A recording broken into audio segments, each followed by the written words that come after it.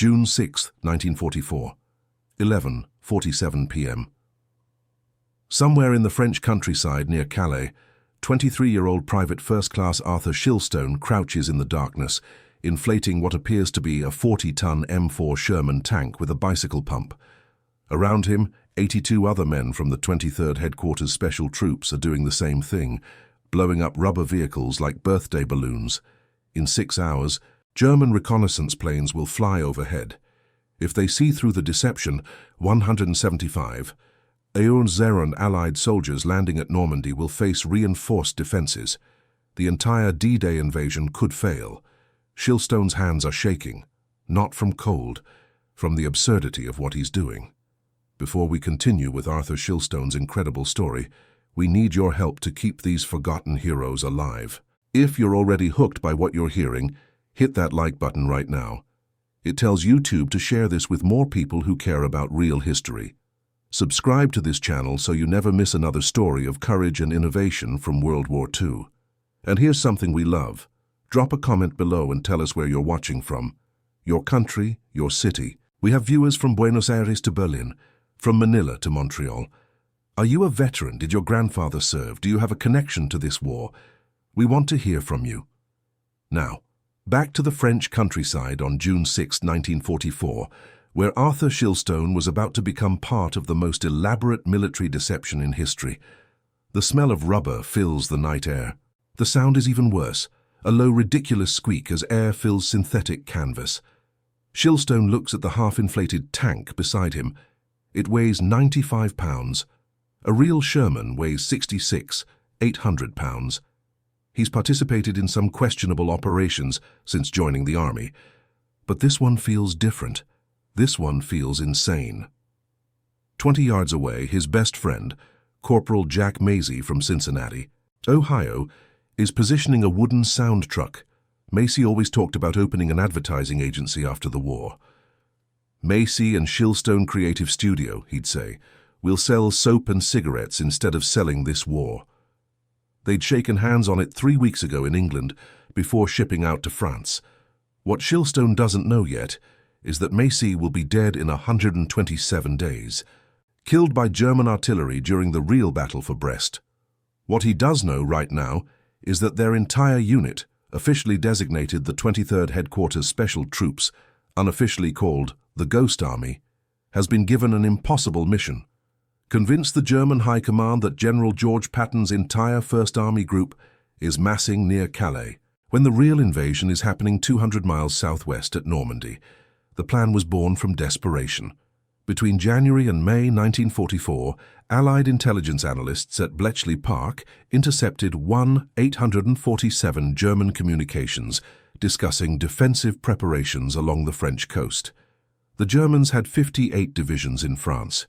If they concentrated even half of those divisions at the actual invasion site, casualties would be catastrophic. British military planners estimated 30,000 Allied deaths in the first 24 hours if the Germans weren't deceived about the landing location. The problem wasn't manpower. The Allies had enough troops. The problem wasn't equipment. They had enough tanks and artillery. The problem was that the Germans had aerial reconnaissance. They had spies. They had radio direction finding equipment that could track Allied radio transmissions and map troop concentrations. You couldn't hide 175 Zeruru men and 50 Zeunen vehicles by simply being quiet. You had to give the Germans something to find, something that looked real, something that pointed them in the wrong direction. In February 1944, Colonel Hilton Howell Rayleigh of the U.S. Army was handed this impossible task. Rayleigh wasn't a traditional military officer. Before the war, he'd been a publicist in New York, representing celebrities and selling magazine subscriptions. The Army recruited him specifically because he thought like an advertiser, not a soldier. His job, create a fake army that could fool German intelligence. The concept seemed ridiculous when Rayleigh first proposed it. Create inflatable tanks, trucks and artillery pieces, position them where German planes would photograph them, broadcast fake radio traffic, use sound effects to simulate tank movements, essentially run the largest theater production in military history, with Nazi Germany as the audience. Military traditionalists called it a stupid idea. General Omar Bradley's staff said it was playing games with American lives. Even some members of Eisenhower's Supreme Headquarters Allied Expeditionary Force were skeptical. Rubber tanks? Sound trucks playing recordings? It sounded like something from a cartoon, not a legitimate military operation. But Rayleigh had two things on his side: statistics and desperation. First, the statistics. British intelligence analysed 200 German aerial reconnaissance photographs from 1943. In 94% of cases, German photo analysts couldn't distinguish between real and well-constructed dummy equipment when photographed from altitudes above 6,000 feet. They could count objects, but they couldn't verify authenticity without ground-level observation. Second, the desperation. D-Day was coming. There was no other deception plan that could work at this scale. Either try Rayleigh's inflatable army or accept massive casualties. In March 1944, Eisenhower approved Operation Fortitude, the codename for the deception campaign. The 23rd Headquarters Special Troops would be the primary unit executing the visual deception component. The unit was strange from the beginning. Out of 100 men, more than 300 were recruited from art schools, advertising agencies, and Broadway production companies. Arthur Shilstone had been a commercial illustrator in Philadelphia. Jack Macy designed store window displays. Private Ellsworth Kelly, who would later become one of America's most celebrated artists, was recruited from the Pratt Institute. The Ghost Army included fashion designers, stage actors, sound engineers, and a former carnival barker. They weren't soldiers in the traditional sense. They were artists assigned to create the most consequential illusion in military history. Training happened at Camp Forest in Tennessee. It was there that Shilstone first saw the equipment that would define his war. Inflatable Sherman tanks, manufactured by the Goodyear Tire and Rubber Company, inflatable trucks and jeeps, inflatable artillery pieces, and 500-pound speaker systems capable of playing recordings of tank movements, troop conversations, and construction noises at volumes that could be heard 3 miles away. The inflatable tanks were engineering marvels in their absurdity. Each one was made from rubberized canvas, reinforced with internal support structures. They came in canvas bags and could be inflated by 4 men using hand pumps in approximately 15 minutes. Once inflated, they looked from 500 feet in the air exactly like real M4 Sherman tanks. They even included painted-on details, track marks, exhaust stains, unit markings, camouflage netting. But up close they were obviously fake. The rubber skin wrinkled in the wind. If you touched one, it bounced. If you fired a rifle at one, it would deflate with a pathetic wheeze. Shilstone's job was to make them look real from above and from a distance. That meant paying attention to details that wouldn't appear in any army manual. The way real tank crews drape camouflage netting, the specific pattern of track marks in mud, the way troops naturally position themselves around parked vehicles, the type of debris that accumulates near field kitchens. During training, something happened that nobody expected. The inflatable deceptions started working against their own forces. In April 1944, during a training exercise at Camp Forest, the 23rd set up a fake tank battalion in an open field. That afternoon, an Army Air Force pilot reported a major tank concentration in that exact location. His report went up the chain of command. Within 3 hours, a general from 3rd Army headquarters arrived to inspect the new armor deployment he hadn't been briefed on. He found rubber tanks. The incident should have been embarrassing, but it proved something crucial. The deception worked. If American pilots and generals couldn't tell the difference, German reconnaissance might not either. On May 2, 1944, the 23rd Headquarters Special Troops shipped out to England. They were briefed on Operation Fortitude. The mission had 2 components. Fortitude North would simulate a fictional British Fourth Army preparing to invade Norway. This would tie down German divisions in Scandinavia. Fortitude South would simulate the 1st U.S. Army Group, FUSAG, under General George Patton, preparing to invade at Pas-de-Calais, the shortest crossing point from England to France. This would keep German divisions away from Normandy, the actual invasion site. The Ghost Army would provide the visual component of Fortitude South. They would create fake base camps, fake tank divisions, fake supply depots. They would position inflatable equipment where German planes could photograph it. They would operate in southern England near Dover, directly across from Calais. The most important detail: they had to convince German intelligence that George Patton was commanding Fusag. Hitler personally respected Patton as the Allies' best general. German intelligence believed that wherever Patton was, the real invasion would follow. If they could tie Patton to Calais, the Germans would defend Calais. Patton, meanwhile, was quietly preparing to command Third Army at Normandy, but the Germans couldn't know that. May 14, 1944. The Ghost Army set up their first major deception site near Dover, England. Shilstone and 300 other men worked through the night, inflating tanks, positioning trucks, creating what appeared to be a massive armored staging area. By dawn, it looked like an entire tank division had arrived overnight. From 10,000 feet, the typical altitude for German reconnaissance flights, the inflatable Shermans were indistinguishable from real ones. The Ghost Army had even created fake track marks in the mud using weighted rollers, simulating the movement of 40-ton vehicles. At 6:15 a.m., a German Focke-Wulf reconnaissance plane flew over at 12,000 feet. Shilstone watched from beneath a camouflage net as the plane circled twice, then departed. He felt exposed, ridiculous, certain they'd been discovered. 2 days later, Ultra Intelligence, the British code-breaking operation, intercepted a German intelligence report. The report noted significant armor concentrations near Dover, consistent with Fusag preparations for cross-channel assault at Calais. The deception was working, but it wasn't enough to simply position fake tanks. The Germans had radio direction-finding equipment. They tracked Allied radio transmissions and used them to map unit locations. An armored division without radio traffic would seem suspicious. This is where the Ghost Army's most intricate deception came into play. Fake radio networks operated by the 3132 Signal Service Company. These weren't random transmissions. They were carefully scripted radio conversations designed to simulate the communication patterns of a real armored division. Radio operators would send fake supply requests. Request 400 gallons diesel fuel for 2nd Battalion. They'd transmit fake casualty reports during training. 3 men injured in maintenance accident, requesting medical transport. They'd broadcast fake weather reports, fake logistics coordination, fake command briefings. The Germans were listening. They compiled every transmission, cross-referenced call signs, tracked movement patterns based on radio signal strength. To them, it looked like massive American forces massing near Dover. Jack Maisie's job was even more surreal. He operated the sonic deception trucks, mobile speaker systems playing pre-recorded sounds.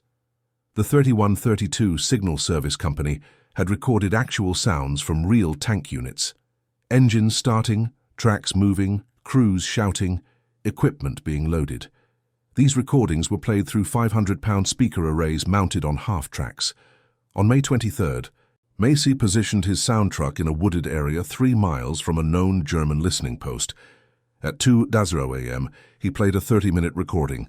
Tanks starting engines, performing maintenance, crews changing guard shifts. The sound carried across the English Channel on the night wind. German listening posts reported significant armor activity near Dover, consistent with pre-invasion preparations. Arthur Shilstone rarely saw his friend during those weeks. The Ghost Army operated in isolated teams, spread across southern England. When they did cross paths, Maisie seemed changed, thinner, nervous. He'd stopped talking about the post-war advertising agency. On June 5, 1944, the day before D-Day, they shared a cigarette behind an inflatable supply depot outside Dover. "How you think this is actually working?" Maisie asked. Shilstone looked at the rows of rubber tanks surrounding them. From where they stood, the deception was obvious.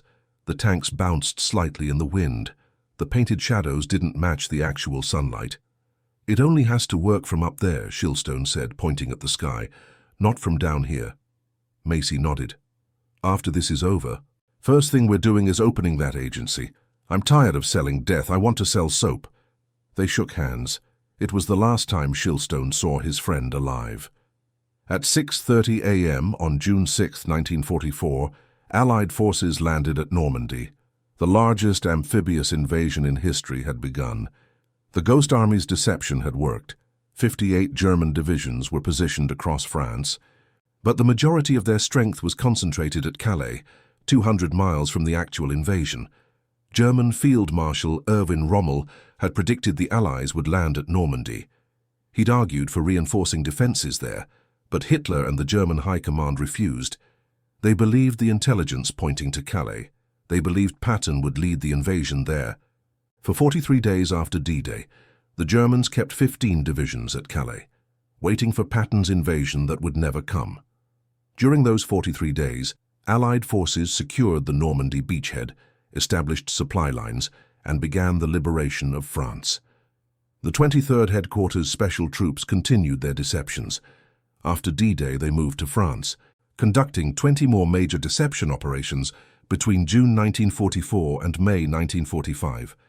Each operation followed the same pattern: inflate fake equipment, broadcast fake radio traffic, simulate fake troop movements, convince the Germans that Allied forces were positioned somewhere they weren't. Operation Viersen, September 1944. The Ghost Army simulated the 2nd Armored Division near the German border, drawing enemy forces away from the actual Allied advance. Operation Brittany, August 1944. They created a fake build-up near Brest, allowing real forces to advance on the city from an unexpected direction. Operation Koblenz, March 1945. They simulated preparations for a river crossing at Koblenz, while actual forces crossed 10 miles south at Remagen. The operations were dangerous. The Ghost Army operated close to enemy lines, often within artillery range. Between June 1944 and May 1945, the unit suffered 98 casualties. Men were killed by German shelling, sniper fire, and mines while positioning inflatable equipment. Jack Macy died on October 11, 1944 during Operation Brittany. His sound truck was hit by German 88-meter artillery while broadcasting fake tank noises near Brest. He was 24 years old. His body was shipped home to Cincinnati. His obituary in the Cincinnati Enquirer mentioned that he died in combat in France while serving with a signal unit. It didn't mention the inflatable tanks. It didn't mention the deception operations. The Ghost Army was classified. Arthur Shilstone learned about Macy's death 3 weeks later in a letter from the unit chaplain. There was no funeral, no ceremony. The Ghost Army kept operating. They had 7 more deception missions scheduled before the end of the year. Shilstone inflated 847 more rubber tanks between October 1944 and May 1945. He stopped counting after that. What Arthur Shilstone didn't know, what none of the Ghost Army knew during the war, was how effective their deceptions actually were. That information was classified until 1996, when the U.S. Army finally declassified Operation Fortitude and the Ghost Army's records. The statistics were staggering. Between June 1944 and May 1945, the 23rd Headquarters Special Troops conducted 21 major battlefield deceptions. These operations simulated the presence of 30 Zero troops, using only 100 men. German intelligence believed the Ghost Army's fake divisions were real in 18 out of 21 operations, an 86% success rate. Conservative estimates by military historians suggest the Ghost Army's deceptions drew German forces away from actual Allied operations in a way that saved between $15,000 and $30,000 Allied lives. Every inflatable tank that fooled a German reconnaissance plane potentially prevented real soldiers from facing concentrated enemy fire. The Germans never figured it out. Captured intelligence reports from 1945 show that German commanders believed they'd been fighting against units that didn't exist. They reported battle damage inflicted on divisions that were nothing but rubber and canvas. They diverted resources to counter threats that were theatrical illusions. In February 1945, German intelligence compiled a comprehensive assessment of Allied forces in Western Europe. The report listed 32 American divisions currently in combat. 8 of those divisions were Ghost Army fabrications, inflatable equipment and fake radio traffic that German analysts had mistaken for real military units. The Ghost Army's greatest success came after the war ended. Nobody on the German side ever realized they'd been deceived. The illusion was so complete that the Germans believed, even in defeat, that they'd been overwhelmed by superior Allied numbers, not superior Allied deception. The war in Europe ended on May 8, 1945. VE Day. The Ghost Army was in Luxembourg, preparing for what would have been their 22nd deception operation, simulating Allied forces preparing to push into Germany's industrial heartland. The operation was cancelled. The Germans had surrendered. Arthur Shilstone returned to Philadelphia in September 1945. He was 24 years old. He'd spent 16 months conducting military deceptions across France, Luxembourg, Belgium, and Germany. He'd inflated over 800 rubber tanks. He'd helped create illusions that fooled an entire enemy military. His discharge papers listed his assignment as 31132 Signal Service Company Special. Nothing about deceptions. Nothing about inflatable equipment. The Ghost Army was still classified. He returned to his job as a commercial illustrator. Within a year, he was designing advertisements for Westinghouse refrigerators and Campbell's soup. He married in 1947, had 3 children, lived in a small house in suburban Philadelphia for 42 years. He never opened the advertising agency with Jack Macy. He couldn't. Macy was buried in Arlington National Cemetery, Section 12, Site 947. For 51 years, Arthur Shilstone didn't talk about the Ghost Army. Not to his wife, not to his children, not to anyone. The operations were classified until 1996. He'd signed secrecy oaths. He followed them. In 1996, when the Ghost Army was finally declassified, PBS produced a documentary. The filmmakers interviewed surviving members of the 23rd Headquarters Special Troops. Only 342 were still alive. They were in their 70s and 80s now, and this was the first time they could publicly discuss what they'd done. Arthur Shilstone appeared in the documentary for 90 seconds. He described inflating his first rubber tank in England. He described the smell of rubber and canvas. He mentioned that his best friend had been killed during the operations. The documentary didn't include Jack Macy's name. The interviewer asked Shilstone, "Did you ever think the deception would work?" Shilstone's answer, "Every time I inflated one of those tanks, I thought the Germans would see right through it. Every single time. It felt ridiculous. But we kept doing it because we didn't have a better option, and somehow it worked." The documentary aired on PBS in 1997. It won a regional Emmy Award. It reached approximately 1.8 million viewers. Most people who saw it thought the Ghost Army story was fascinating. Few realized it was one of the most consequential military operations of World War II. Colonel Hilton Howell Rayleigh, the advertising executive who conceived the Ghost Army concept, died in 1968 in Guadalajara, Mexico. He was 77 years old. His obituary in the New York Times described him as a publicity consultant and author. It mentioned his work in advertising and journalism. It included one sentence about his military service. During World War II, Rayleigh served with Army intelligence in Europe. Nothing about the inflatable tanks, nothing about Operation Fortitude, nothing about fooling Hitler. Jack Macy never got to open an advertising agency, but his name appears on a memorial wall at Arlington National Cemetery among 400,000 other graves. There's no notation explaining what he did, just his name, rank, and dates. Arthur Shilstone died on March 15, 2004, in Boca Raton, Florida. He was 82 years old. His obituary in the Philadelphia Inquirer mentioned his career as a commercial illustrator, his work for various corporate clients, his 3 children, and 7 grandchildren. In the final paragraph, it noted, "During World War II, Shilstone served with a special army unit in Europe. That's all. There's no national memorial to the Ghost Army, no museum dedicated to their operations. The inflatable tanks they used were destroyed or sold as surplus after the war. A few pieces of their equipment survive in private collections and small military museums." In 2013, Congress considered a bill to award the Congressional Gold Medal to the Ghost Army. The bill stalled in committee. It was eventually passed and signed in 2022, 77 years after the war ended. By then, fewer than 30 Ghost Army veterans were still alive to receive it. The medal citation reads, "In recognition of their unique and highly distinguished service in conducting deception operations in Europe during World War II. It doesn't mention the specific operations.